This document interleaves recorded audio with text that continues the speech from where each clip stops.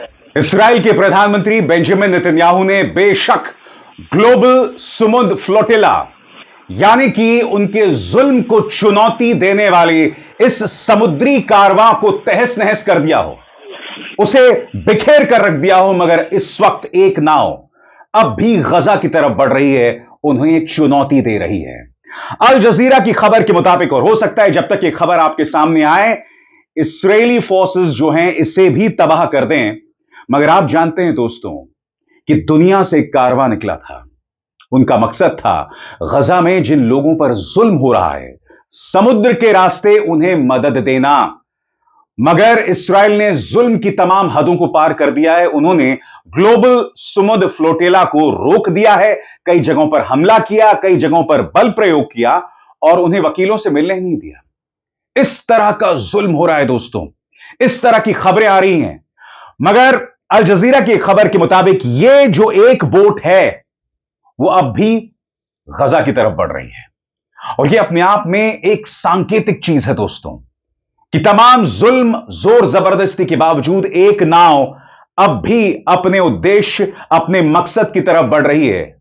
और जैसे मैंने बताया, हो सकता है कि इजरायली फोर्सेस इसे भी तबाह कर दें, इसे भी रोक दें, मगर वो रुकने का नाम नहीं ले रही है। मैं आपको बतलाना चाहता हूं कि इस बारे में अल जजीरा का कहना है आपके स्क्रीन पर।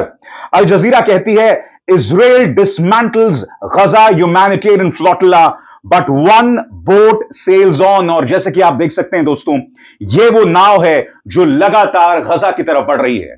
अल जजीरा इसके बारे में क्या कहता है आपके स्क्रीन पर। इस्राएली सेना ने ज्यादातर मानवीय फ्लोटिला जहाजों का काफिला उसे तोड़ दिया है जो गजा की नाकेबंदी तोड़ने की कोशिश कर रहा था।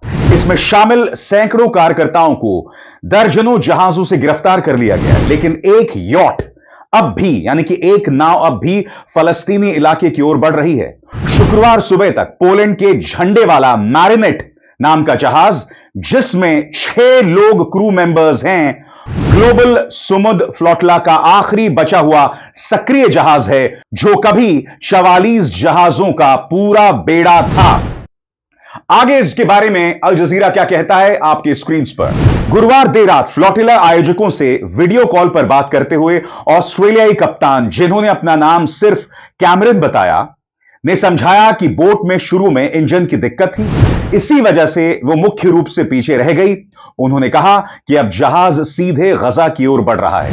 कैमरन ने बताया, हमारे पास जहाज पर कुछ मजबूत तुर्क लोग हैं, एक महिला ओमान से है और मैं खुद हूं। हम बस इसी दिशा में आगे बढ़ रहे हैं। सुबह 4 बजे तक की लाइव वीडियो फीड में दिख रहा है कि यह क्रू भूमध्य सागर यानी मेडिटेरेनियन सी के अंतरराष्ट्रीय पानी में जहाज को चला रहा है और पीछे सूरज उग रहा है। लाइव जियो ट्रैकर के मुताबिक जहाज इस वक्त गजा की समुद्री सीमा से लगभग 43 नॉटिकल माइल्स यानी करीब 80 किलोमीटर दूर है। Nida, yeah, thank you. So it's late at night. It's around midnight or a bit later, and we're about 80 nautical miles out from Gaza. We're on the line that the flotilla took, and we're past the point where a lot of the boats were intercepted earlier in the day yesterday.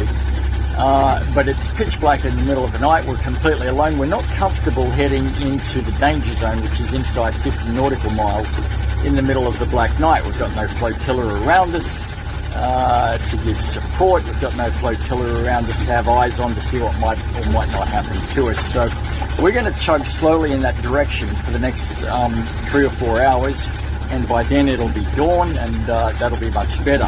We really appreciate that people are watching on YouTube and other ways. We really need those eyes on us because that'll help keep us safer.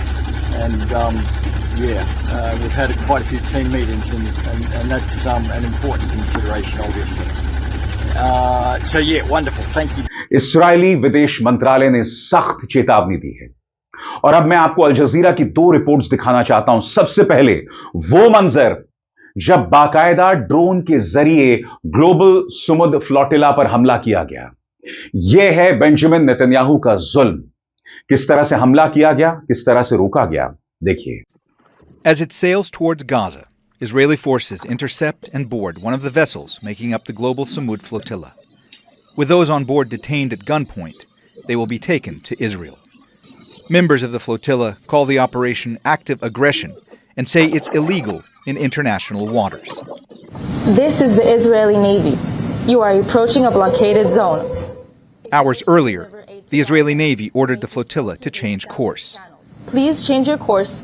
Replying over the radio, the crew identified themselves as civilians on an aid mission to Gaza. We carry only food, aid, we carry water filters, we carry crutches, we carry baby formula for the people that have been starving to death. Activists volunteering for this mission say the international community is failing its legal obligations toward both the flotilla and to Palestinians. अब इस report में आप देखेंगे कि Greta Thunberg, climate activist Greta Thunberg भी global Sumud flotilla का हिस्सा थी। उन्हें भी गिरफ्तार किया गया है, उन्हें भी डिपोर्ट किया जाएगा। और लगातार जो लोग इस कारवां में शामिल थे वो कह रहे हैं कि इस्राएल ने मानवाधिकार हनन यानी ह्यूमन राइट्स वायलेशंस की तमाम हदों को पार कर दिया है। देखते हैं अल जजीरा की ये report. Countries have a responsibility to act to end a genocide, and also countries have a responsibility to protect their civilians. So we are sailing peacefully in international waters, and Israel is threatening and has also already undertaken these illegal actions against us. After communications systems were jammed, some boats were hit by water cannons and others rammed by Israeli naval vessels. The confrontation had been building since early on Tuesday when more than 40 boats entered what they called a high-risk area in the Mediterranean Sea, where the Israeli military has previously stopped humanitarian missions to Gaza. Israel calls this an active combat zone, but its operation has been directed against civilians, including Swedish activist Greta Thunberg, who was also arrested. Thousands of kilometers away on land, demonstrations broke out across nearly a dozen cities in Europe and elsewhere as word of the Israeli action spread. With more than 500 people taking part in the flotilla, despite many being detained, there's a sense of defiance and a commitment to continue to highlight the suffering of the Palestinian people in Gaza. दोस्तों, आप लोगों में से जो इस मामले को नहीं जानते, मैं अब आपको बहुत ही सरल शब्दों में समझाने वाला हूं कि इस पूरे घटनाक्रम में क्या हुआ। तमाम अंतर्राष्ट्रीय एजेंसीज के जरिए जुटाई गई जानकारी के मुताबिक मैं आपको बतलाना चाहता हूं कि 1 अक्टूबर, 2 अक्टूबर और आज 3 अक्टूबर इस्राएल का जुल्म लगातार जारी है। जी हां, गजा में अब भी बमबारी जारी है और यह जुल्म ग्लोबल सुमुद फ्लोटिला पर भी दिखाई दिया।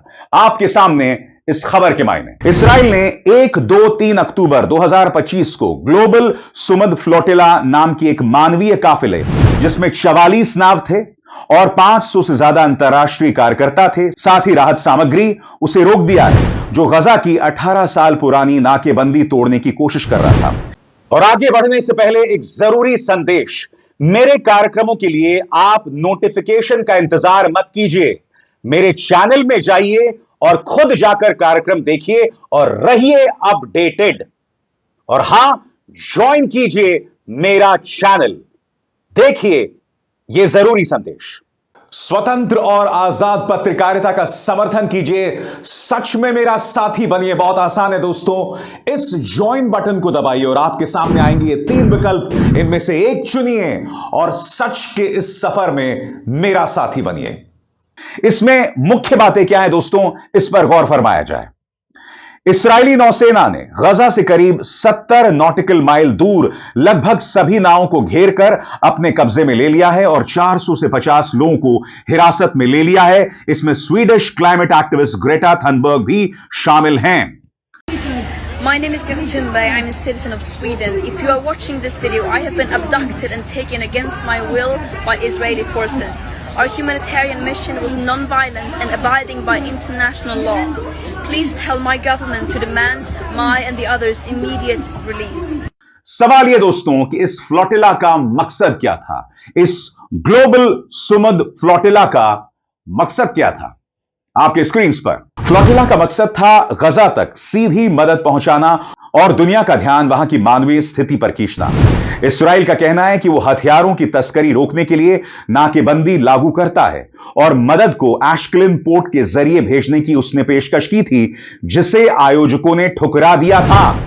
और आपको समझना पड़ेगा कि आयोजकों ने क्यों ठुकराया था, क्योंकि एशकेलन पोर्ट के जरिए भेजा जाता तो स्वाभाविक सी बात है दोस्तों, ये मदद सीधे गजा के लोगों तक शायद ना पहुंचती, और जो मकसद था ग्लोबल सुमुड फ्लोटिला का, वो मकसद ही पूरा नहीं होता।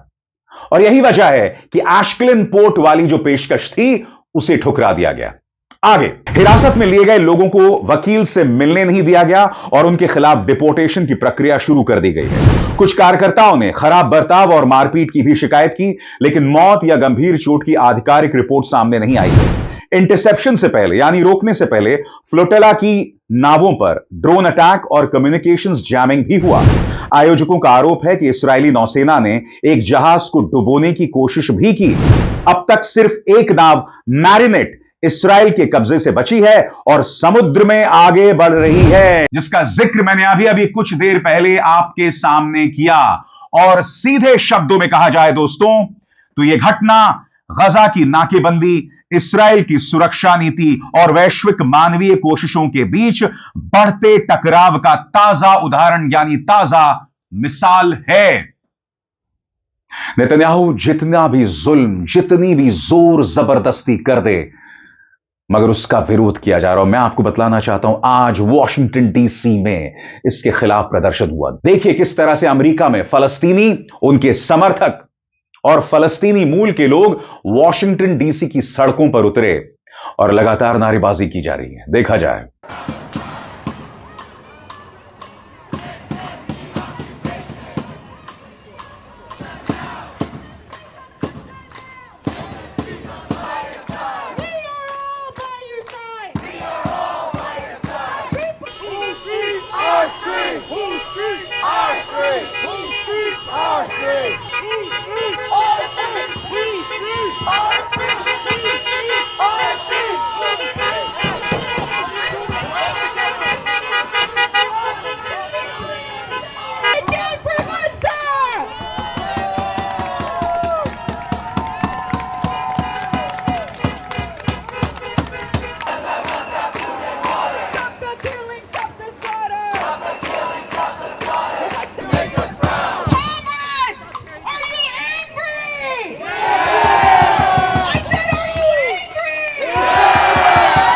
तो हर गुजरते दिन के साथ नेतन्याहू पर दबाव बढ़ रहा है और नेतन्याहू खुद को दुनिया में अलग थलग पा रहे हैं।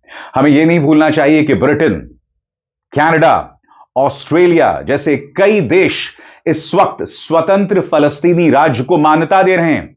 और मैंने पहले भी कहा था दोस्तों, यह नेतन्याहू के खात्मे की शुरुआत है, उसके बर्बादी की दास्तान यहीं से लिखी जाने वाली है, क्योंकि डोनाल्ड ट्रंप भी अब खुलकर उनकी मदद में सामने नहीं आ रहे हैं।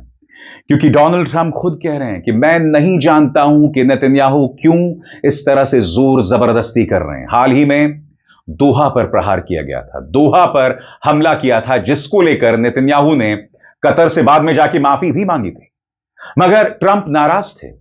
हालांकि इस्राएल ये दावा करता रहा कि हमने डोनाल्ड ट्रंप को बता दिया था, मगर ट्रंप नाराज थे, क्योंकि इस वक्त यह व्यक्ति यानी नेतन्याहू अपनी जान बचाने के लिए बेकाबू हो गया है। उसे अपने देश के अंदर विरोध का सामना करना पड़ रहा है, क्योंकि इस्राएल के सड़कों पर कई लोग नारे लगा रहे हैं कि जो बंधक इस वक्त हमास के कब्जे में हैं, पहले उन्हें छुड़ाइए, मगर यह व्यक्ति लगातार उनकी जान जोखिम में डाल रहा है।